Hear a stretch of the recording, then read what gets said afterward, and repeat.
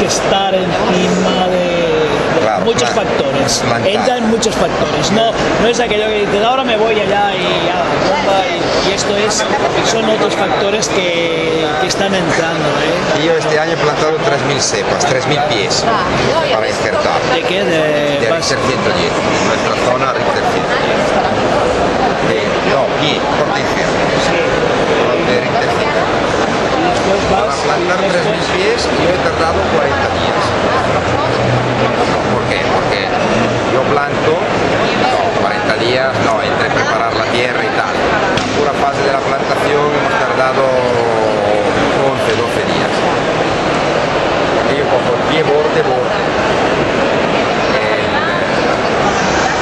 Luego lo tienes que cortar a trozos, limpiar las raíces, no que viene de planterista, ¿vale? Entonces esto ya son días. Un par de días, 2 personas, solo hacer este trabajo y limpiar todo. Planto a mano.